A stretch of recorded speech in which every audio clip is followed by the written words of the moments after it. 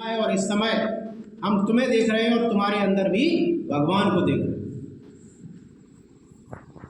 तो फिर वो अधिक से अधिक समय रामकृष्ण परमहंस जी के साथ बिताने लगे और उनके अंदर विज्ञान और धर्म का समन्वय विकसित होने लगा और उन्होंने विज्ञान और धर्म का समन्वय स्थापित करते हुए जब अमेरिका में उन्हें बोलने का अवसर मिला तो सर्व धर्म समभाव पर उन्होंने अपना भाषण दिया और उन्होंने वहाँ पर जो विश्व धर्म संसद थी उसका प्रमुख उद्देश्य अपने अपने धर्म को श्रेष्ठ साबित करना।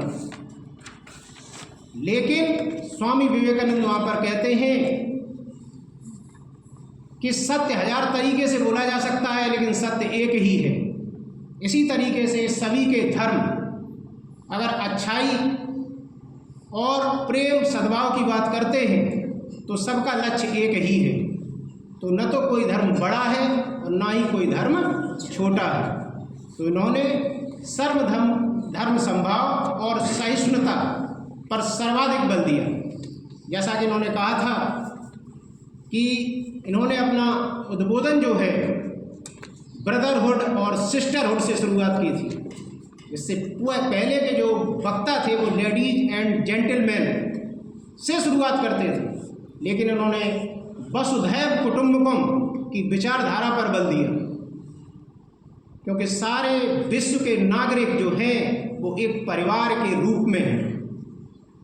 तो इनकी जो बातें थीं उनसे सभी लोग बहुत ज़्यादा प्रभावित हुए और इनके लेक्चर के बाद अमेरिका में जितने भी लोग थे बड़े बड़े, उन्होंने इनको अपने घर पे आमंत्रित किया और इनके साथ समय बिताया और इनके साथ सीखा गया। उसके बाद ये जब भारत लौटते हैं तो भारत में इनका भव्य स्वागत होता है।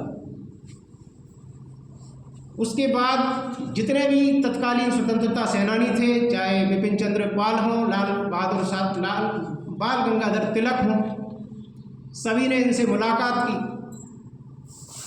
इनका स्वास्थ्य जो है ठीक नहीं रहता था और 39 वर्ष की अल्पायु में इनकी मृत्यु हो गई थी। अब सोचिए अगर ये 39 वर्ष से अधिक जीते तो और अपने जीवन में क्या क्या मानदंड स्थापित करते। जैसा कि अभी एमएड के छात्र ने बताया था कि इस युवा दिवस की जो थीम है it's all in your mind, हम लोग अपनी कक्षा में बताते भी रहते हैं आप लोगों को, क्योंकि शिक्षा की जो परिभाषा है स्वामी विवेकानंद जी द्वारा दी गई है, मनुष्य के अंदर अंतर्निहित क्षमताओं का विकास। अभी आपका टाई एंड डाई का कार्यक्रम चल रहा है, तो प्रत्येक व्यक्ति के अंदर सारी की सारी प्रतिभाएं छुपी हुई हैं। आपके अंदर एक शिक्षक छुपा हुआ है, आपके अंदर एक खिलाड़ी छुपा हुआ है, आपके अंदर एक कलाकार छुपा हुआ है, आपके अंदर सब कुछ छुपा हुआ है।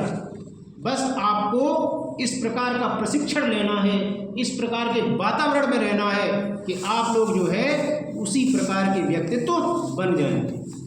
बहुत कम लोग जानते हैं डॉक्टर रविंद्रनाथ टैगोर लेखक और कवि के साथ साथ एक चित्रकार भी थे और उन्होंने वो चित्रकारी की कला जो है 60 साल के बाद शुरू की थी, क्योंकि उनके अंदर चित्रकार भी छुपा हुआ। तो हम सभी के अंदर सब कुछ विद्यमान है, बस उस पर जरूरत है कार्य करने की।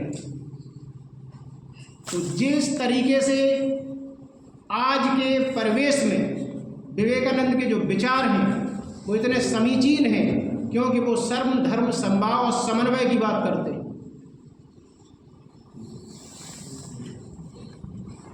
तो सबसे ज़्यादा महत्वपूर्ण ये है कि हम अपने जीवन में व्यक्ति पूजन के बजाय विचार पूजन करें। हम लोग विवेकानंद जी को मानते हैं लेकिन विवेकानंद जी की नहीं मानते। तो विवेकानंद जी जो कह गए हैं उनको अपने जीवन में उतारना सीखें। जैसे जैसे हम उतारेंगे वैसे वैसे हमारा व्यक्तित्व का विकास होगा। कभी भी हम कोई चीज़ इसलिए न करें कि हम उससे ऊंचे हो जाएंगे या हमें अपने इस कार्य और व्यवहार से किसी को नीचे दिखाना है।